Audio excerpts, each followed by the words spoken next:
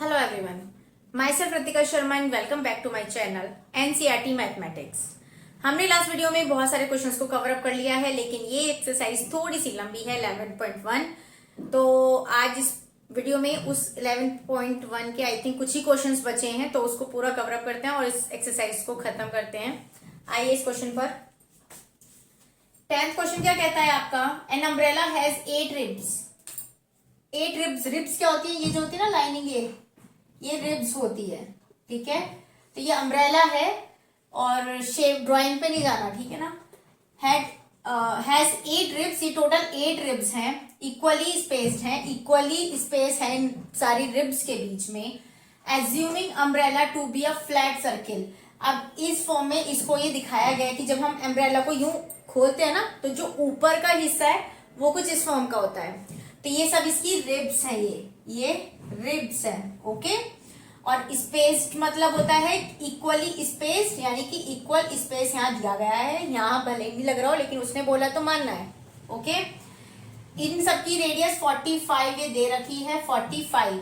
Find the area between the two consecutive ribs. Consecutive means जो लगातार ribs है आसपास, मतलब जो एक साथ आ रही है ना, ये है, या ये वाली इस वाली को कह लो, या फिर इसको और इसको कह लो। कॉन्जिक्यूटिव मतलब कि जो लगातार आ रही है, इसके जस्ट बाद वाली ये है ना, तो इसका एरिया, मतलब कोई सी भी आप दो कॉन्जिक्यूटिव रिब्स को ले सकते हो अम्ब्रेला की, और उनका एरिया फाइंड आउट करना है। मान लो हमने ये ले ली सपोज, तो इसका एरिया फाइंड आउट करना है। एरिया के लिए क्या चाहिए? रेडियस जो है हमारे पास, एंगल हमें फाइंड आउट करना पड़ेगा।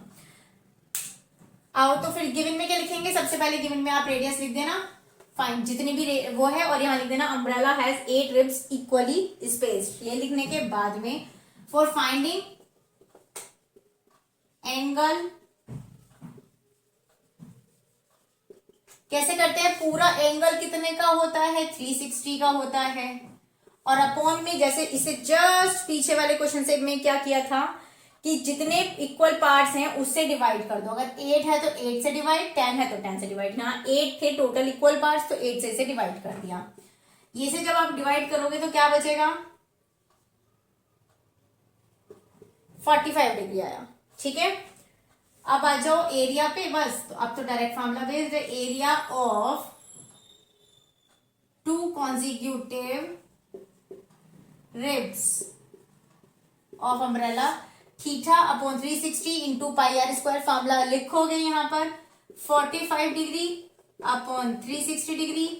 पाई कुछ कहा नहीं है, तो 22 अपॉन 7 इंटू 45 इंटू 45, ठीक है। कैलकुलेशन थोड़ी सी लंबी हो गई आई थिंक यहाँ पर। चलो 5 9 जा 45, 5 से काटेंगे तो 5 7 जा 35, 1 5 2 जा 12 हो गया, और 2 3 जा 6 बचा, 2 6 जा 12, 2 1 जा 1 1 हो गया, और तो किसी से नहीं जा रहा। 9 4 जा 36 हो गया, बस खत्म। अभी किसी से नहीं जा रहा है, कर दो मल्टीप्लाई बस। 11 इंटू 45 इंटू 45 अपॉन 7 4 जा 28। मल्टीप्लाई करके जो भी आएगा वो इसका आंसर होगा, centimetre square, okay. A car has 2 wipers. Car का फ्रंट होता है ना, ऐसे तो होता है कुछ, ये यहां से फिर हेडलाइट होती है कार की, ये तो छोड़ देते हैं फिलहाल।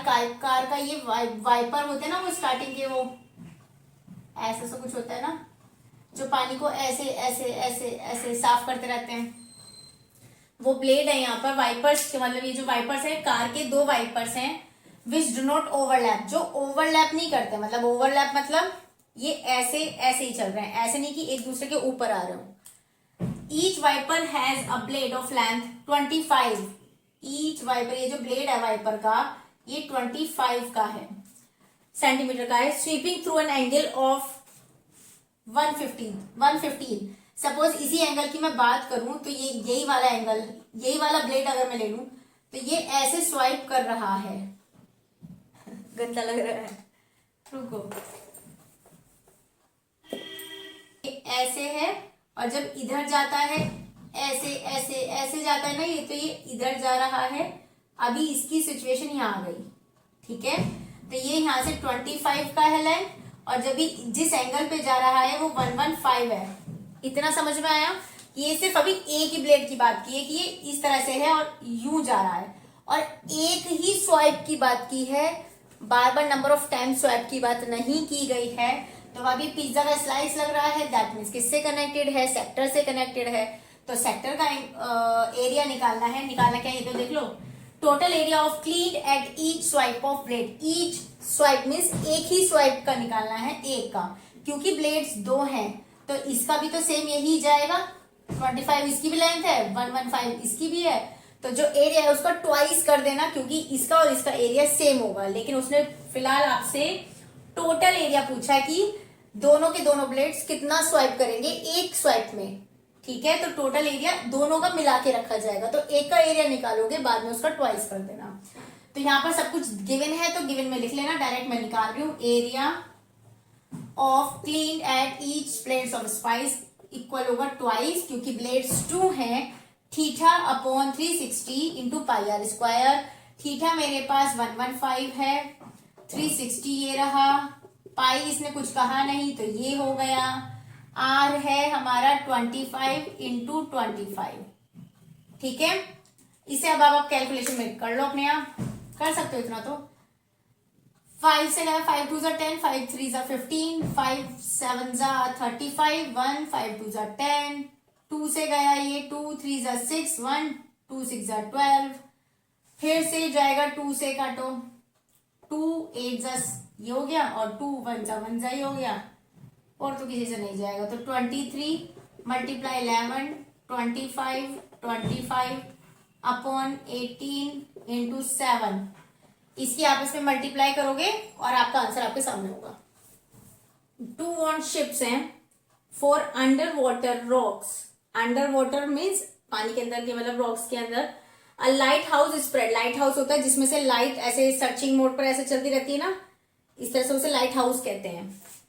तो क्या है, 2 वॉरशिप्स हैं फॉर अंडर वाटर है रॉक्स में, और a lighthouse spread a red coloured light, red colour की लाइट उसमें से स्प्रेड हो रही है over a sector of angle 80 degree. यानी कि मान लो कोई यहाँ पर ये लाइट हाउस है, यहाँ से ये इस तरह से छोड़ रहा है, तो ये ऐसे ऐसे ऐसे ऐसे छोड़ रहा है, तो ये एंगल जो बन रहा है 80 डिग्री बन रहा है, और ये इतने ही लिमिटेड एरिया में इसकी लाइट स्वाइप हो रही है।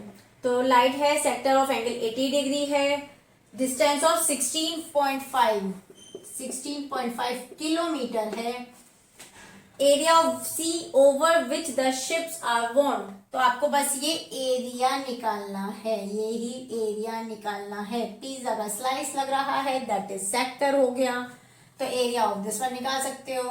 80 degree upon 360 degree into pi की वैल्यू ये रखनी है, और 16.5 करो इसे, 0 से 0 गई,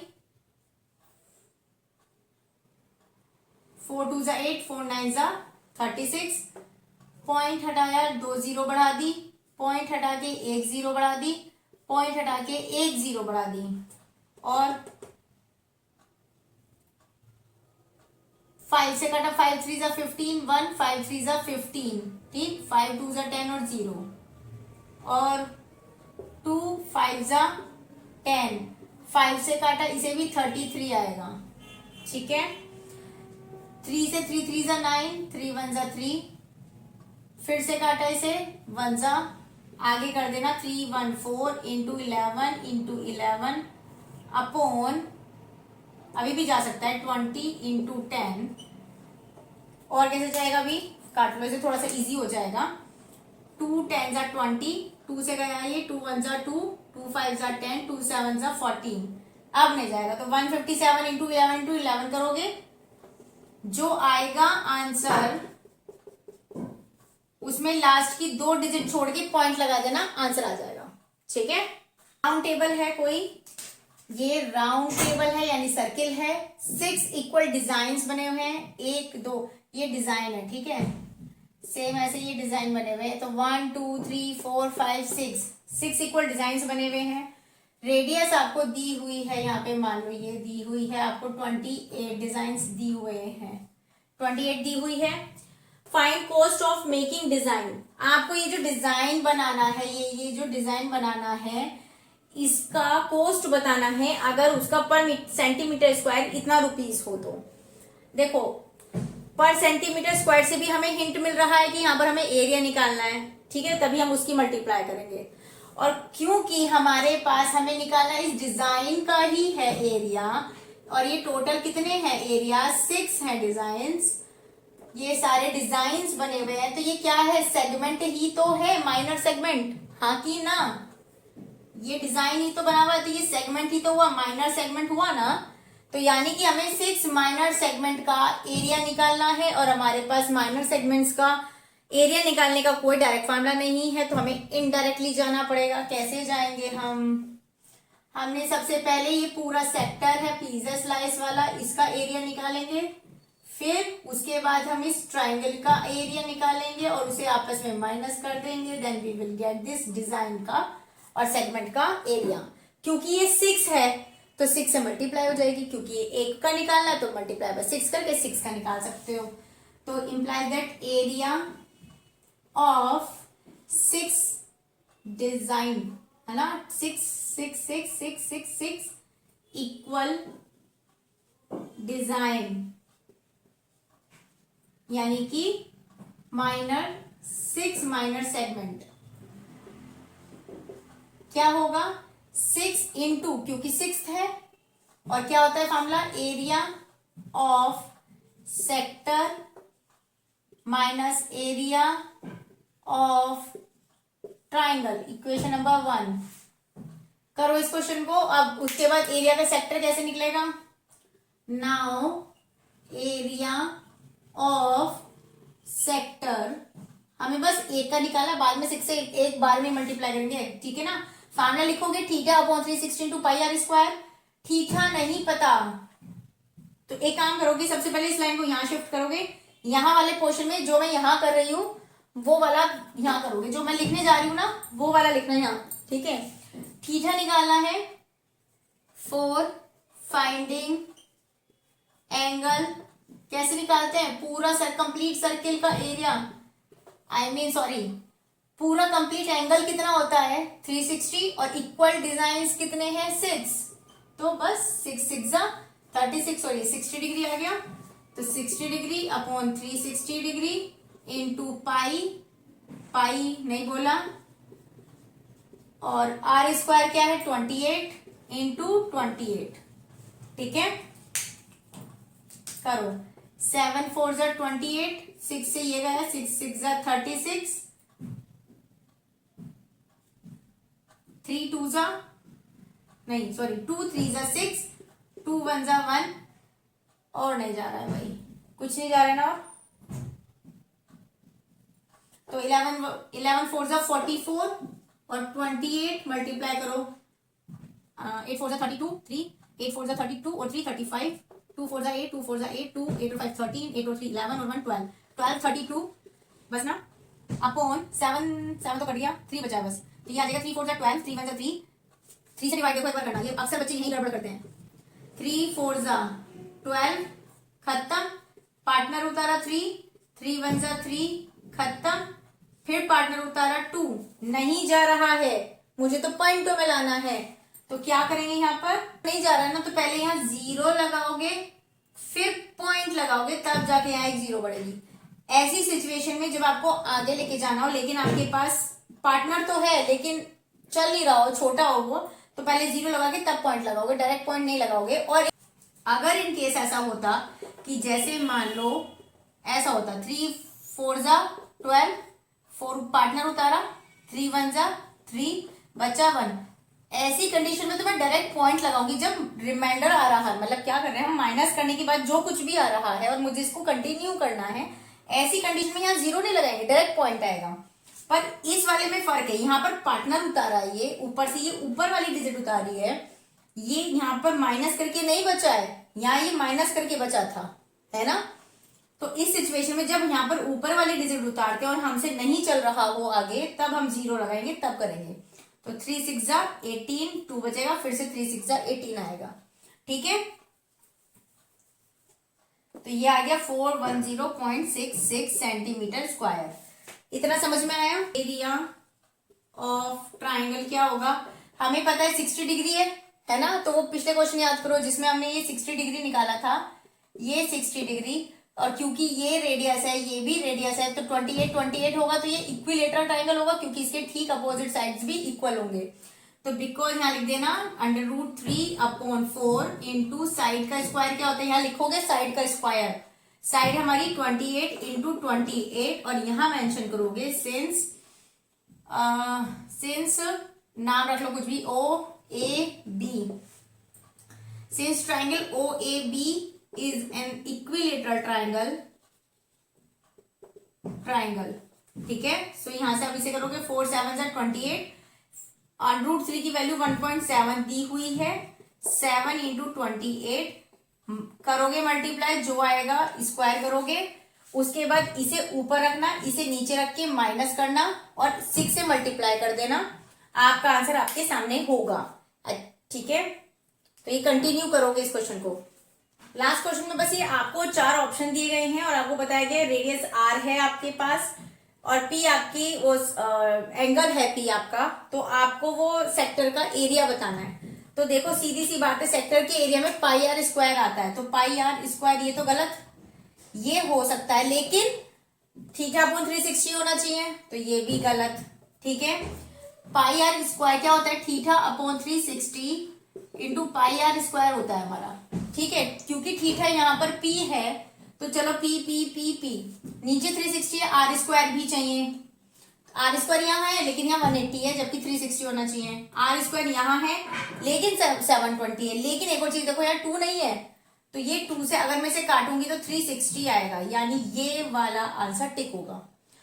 तो ये लास्ट क्वेश्चन था इस एक्सरसाइज का। आज हमारी एक्सरसाइज भी पूरी होती है। नेक्स्ट वीडियो में मिलेंगे इस चैप्टर की प्रैक्टिस के क्वेश्चंस के साथ में। वीडियो अच्छी लगी तो लाइक शेयर सब्सक्राइब जरूर कर देना, अच्छे से प्रैक्टिस करना। मिलेंगे नेक्स्ट वीडियो में। ओके।